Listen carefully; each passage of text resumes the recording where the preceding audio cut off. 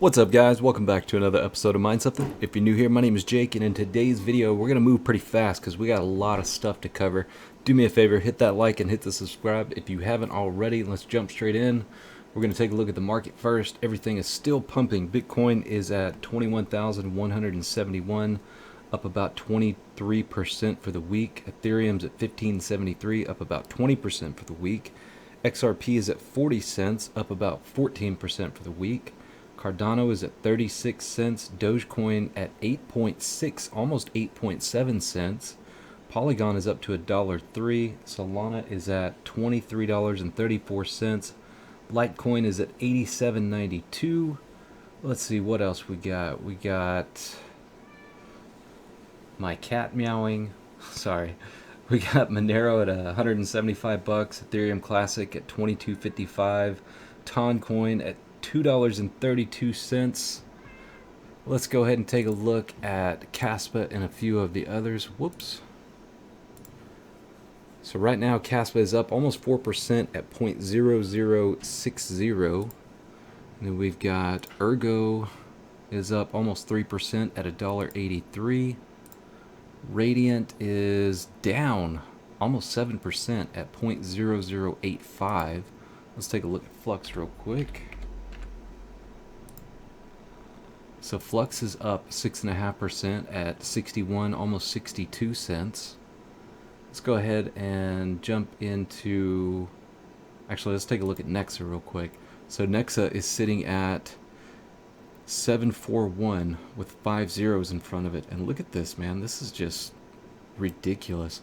You know, honestly, I thought after the listing on TextBit that we would probably get up to around, I don't know, 5.5, maybe 6, and then head back down after the excitement of the new listing kind of died down. But instead, we have just continued to rocket up here. We got up to 725. Then we came back down quite a ways to 539. I sold about 10% of my bag, actually, somewhere around 6.5. But I didn't expect us to go up even more. Look at this. We got all the way up to 802. And we've come back down, and now we're pumping again. Currently sitting at 750. So looking pretty good on Nexa, I must say. Anyways, moving on. Let's take a look at difficulty and emissions real quick. So Bitcoin has jumped up 10% in about the last 24 to 48 hours on difficulty. Dogecoin is down about 14.5%. Litecoin is up about 1.6%. Chia is about the same. Zcash down about 5%. Caspa is down about 2.29%. Ravencoin is down almost 7%. Monero is up about 2.6%. Ergo is up over 12%. And one interesting thing that I noticed is usually Flux is directly underneath Ergo, but Flux has dropped in emissions, currently sitting at 56,000 a day as compared to 72,000 a day on Ergo, and Flux's difficulty has dropped 22% in the last 7 days. And that's kind of surprising. You know, honestly, I figured with the halving coming up, people would try and accumulate as much as possible, but I don't know. I think Nexa has a lot of excitement around it. Obviously, it's the only profitable, or I guess depending on which GPU you have, but yeah, just interesting to see. Anyways, moving on. Let's see if Radiant is in here. Yeah, there's Radiant. So Radiant's difficulty is up about 2.7% over the last 7 days. Emissions currently about 11,500. So let's go ahead and jump into what to mine real quick. Right now, a single 3070 at 10 cents per kilowatt hour. You are at break even on Radiant, negative 5 cents on Lithium. Caspa's negative 6 cents. Ergo negative 8 cents. Flux negative 9 cents. ETHW negative 11 cents. Let's go ahead and take a look at some CPU profitability.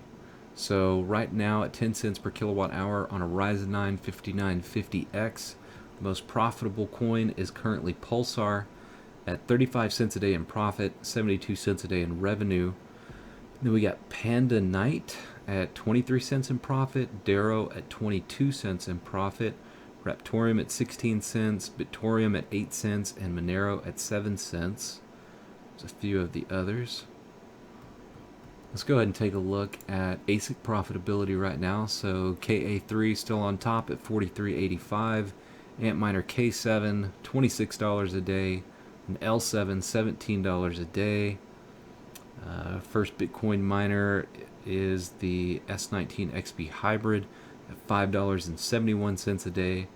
Jazz miners are down to 389, 361. Gold Shell KD Max sitting at 317 a day.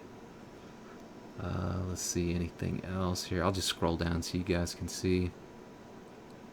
Some of these not looking too hot. Anyway, so right now I wanted to take the opportunity to explore some things on Nexa real quick.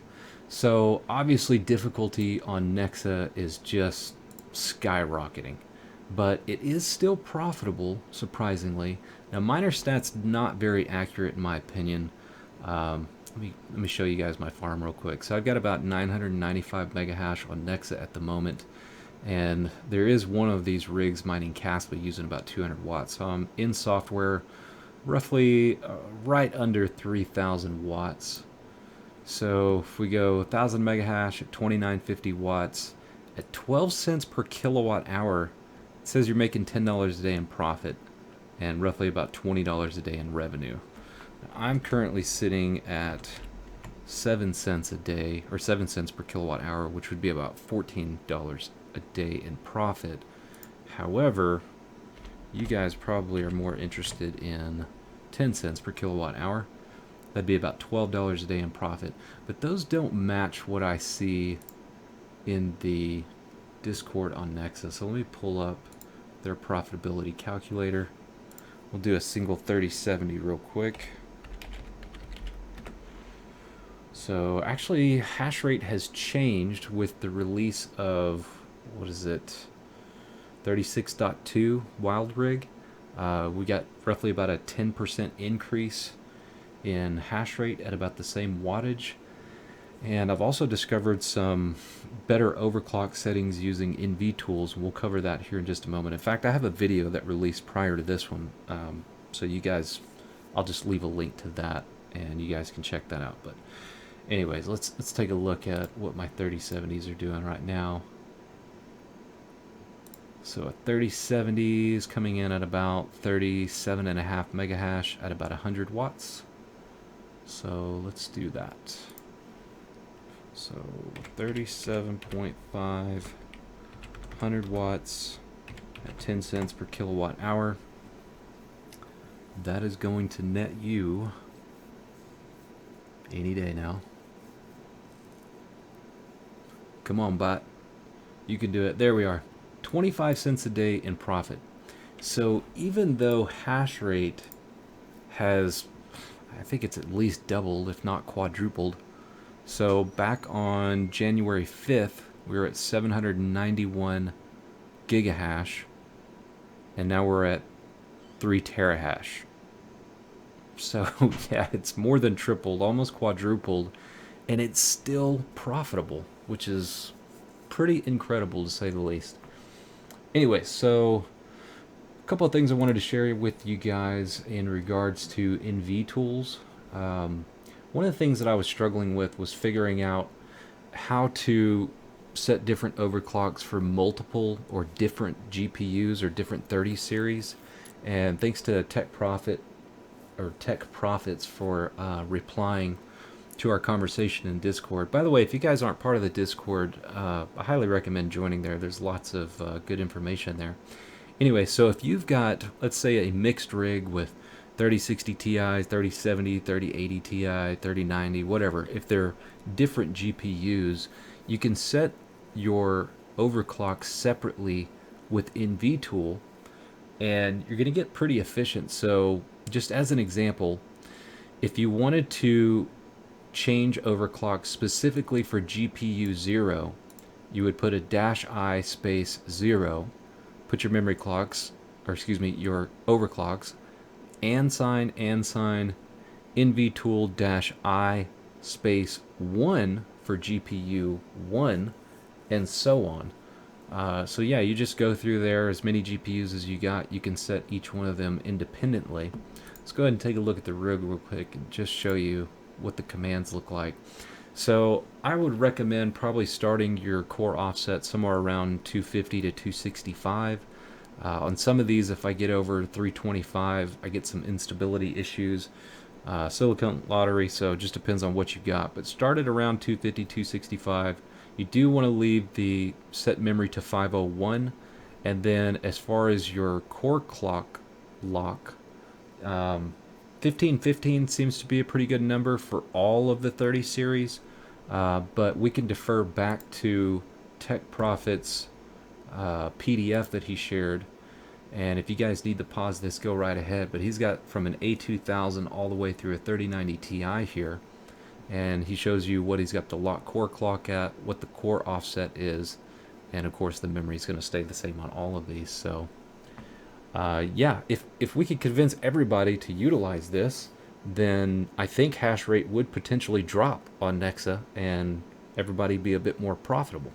But, you know, there's going to be people out there that aren't paying for power, so not everybody is going to utilize that. Anyways, moving on, let's talk about this particular article from Tom's Hardware. Nvidia ships new RTX 4080 silicon, probably still too expensive. The other reason I bring up this article is because it looks like we have a new die that is different from the original. And I'm very curious if there's going to be any performance degradation.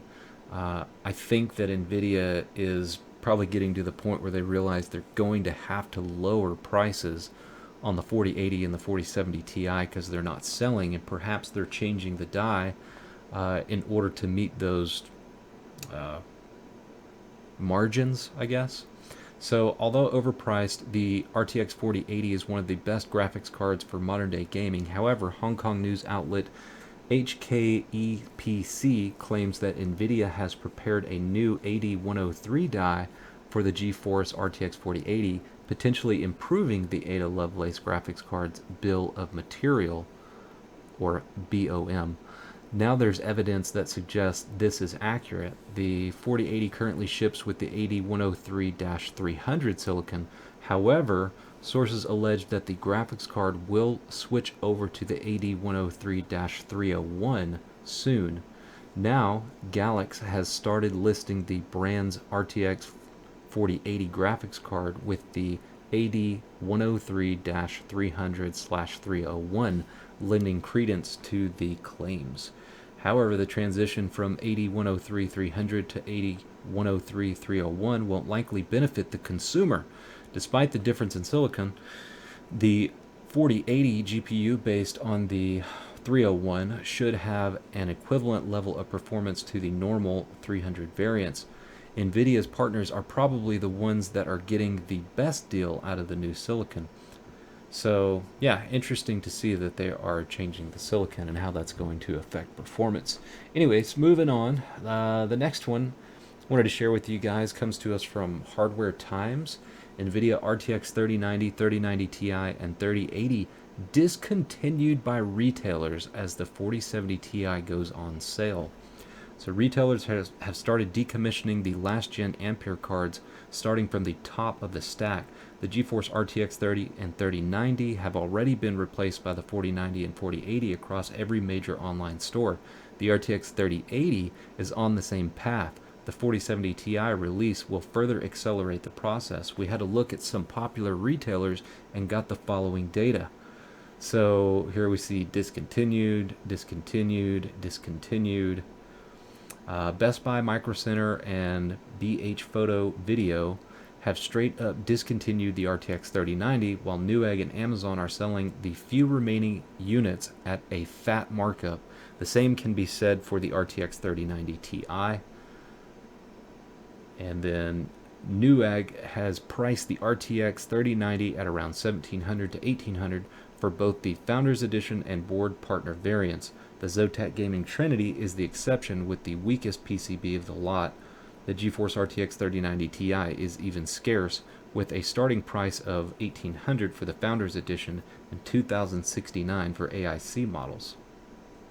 And then the GeForce RTX 3080 can still be had for MSRP at some stores, but now the RTX 4070 Ti is out. It won't be long before the shelves are cleaned out or cleared out. B&H Photo and Best Buy have already discontinued the RTX 3080, while Micro Center and Newegg still have some units left. The latter still has some SKUs for its $699 MSRP if you're willing to go for some lesser known brands. Not quite. We're still $750 and above there.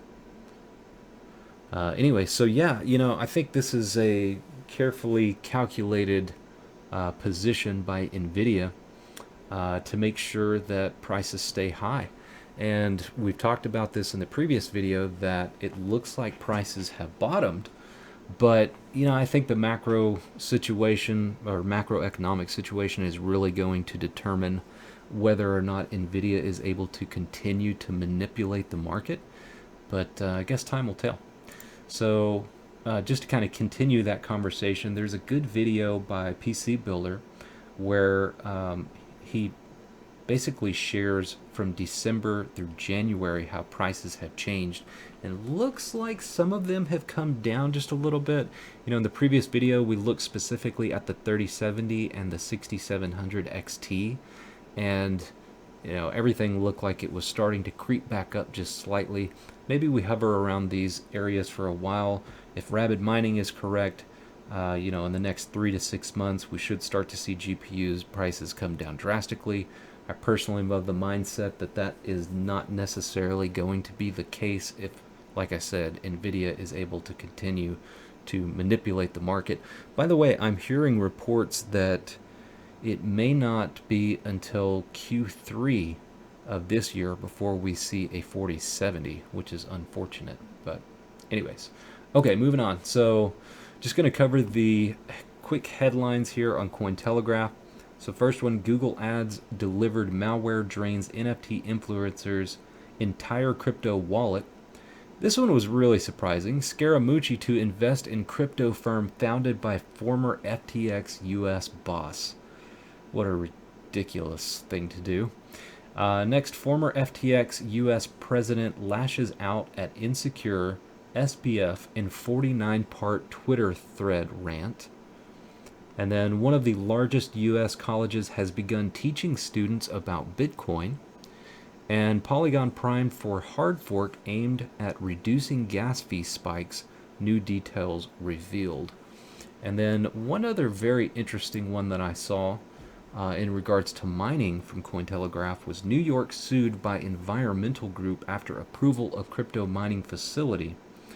The New York Public Service Commission, or PSC, was sued by environmental activists on January 13th for approving the takeover of a cryptocurrency mining facility in the state.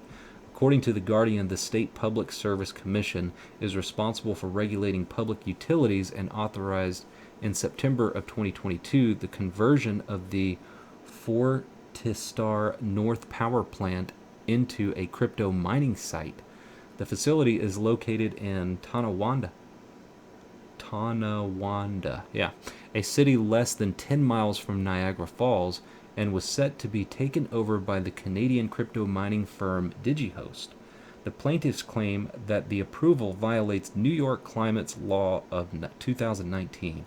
The Climate Leadership and Community Protection Act sets the goal of reducing 85% of statewide emissions by 2050 and zero emissions electricity by 2040, among other targets. In the lawsuit, the Clean Air Coalition of Western New York and the Sierra Club are represented by the nonprofit Earth Justice, claiming that the Fortistar plant was only operated during periods of high demand for electricity, such as extreme weather conditions. As a crypto mining plant, however, the site would be running 24 hours a day, generating up to 3,000% more greenhouse emissions. That's interesting. How does a hydro plant generate greenhouse gases? I don't know. Maybe it's not hydro, but I assume being less than 10 miles away from Niagara Falls, it's hydro.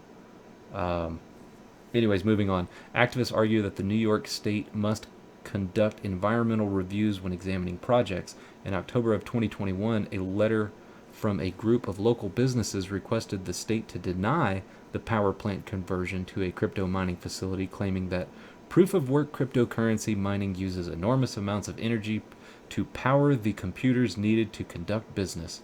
Should this activity expand in New York, it could drastically undermine New York's climate goals established under the Climate Leadership and Community Protection Act. I'm going to pause there for a second. I just want to point out that, if they had not taken over this facility, if this is just simply used for a backup in extreme weather conditions, what's the likelihood that it's going to get maintained in the same way that it would if someone is utilizing it 24 hours a day? The other thing is, it's probably no longer a tax burden to local residents having to pay for the upkeep of something that's only used in extreme weather conditions. And in fact, they're probably getting tax revenue from the mining facility. And not to mention the fact that in extreme weather conditions, the crypto facility can shut down to allow power to go back to the grid. I don't get it, man. Anyways, according to public filings, DigiHost planned to convert the facility to renewable natural gas to reduce its environmental impact. The company also noted that the mining site was approved by North Tonawanda Planning Commission, which performs environmental reviews before making decisions. In August, DigiHost also disclosed plans to move part of its mining rigs from New York to Alabama in an effort to lower energy costs, Cointelegraph reported. DigiHost did not immediately respond to Cointelegraph's request for comment. Leave it to New York, right? And speaking of electric bills, I wanted to show you guys something real quick. So, my wife and I have been in discussions about, how long do we continue to pay these ridiculous electric bills because of mining? And I'm trying to do my best to let her know that we're still using roughly about the same amount of power as we were prior to mining. The difference is the cost and the electric bill. So for example, if you look at February of 2021, we used 3,290 watts, and this was prior to my GPU mining farm. I just started getting into GPU mining roughly about that time. And if you take a look at the most similar usage recently, that would be December's, we used 3,260. So actually 30 kilowatts less than we did in February of 21. But look at the difference. $219 versus $369. Almost double. It's roughly about 80% increase in what I'm paying for electricity, which is, in my opinion, unconstitutional. Moving on, and to continue in regards to the price of electricity, one of the main reasons that the price of electricity has gone up in my area is specifically due to the price of natural gas increasing during the initial stages of the conflict in Ukraine. And as you can see, this price is the price, or excuse me, this chart is the price of natural gas over the course of the last year. Back in February of 2022, it was at $4.54. Then we got all the way up to almost $10 in June. Had dipped back down back in July, but then in August we were up to almost $10 again. But look at what it's doing right now. We're currently sitting lower than we were a year ago. And if you look at the 5-year chart, in 2021 we were sitting at about the same. Let's take a look at the 10-year chart. And you can see, we are considerably lower, but guess what? My electric company has not changed the rates. And it's been a considerable amount of time. It's been coming down since, I don't know, roughly about October-ish. So it'd be very nice to see if they change rates, but I guess we'll just wait and see. So last thing I want to leave you guys with is a new coin that we're going to discuss in future videos. If you guys want to check it out before we have an opportunity to discuss it, that particular coin is Dynex. They had an AMA recently on January 14th. If you select this button here, it will take you to the recording on YouTube. And there's some very high level conversations going on here. I personally only got about halfway through it, and I still need to have many conversations and do a lot of research before I feel comfortable describing my thoughts and feelings about it, but that's what's coming up. Anyways, appreciate you guys watching. Do me a favor before you go, please hit that like, hit the subscribe, and leave a comment down below. It really helps the channel. I'll see you guys tomorrow.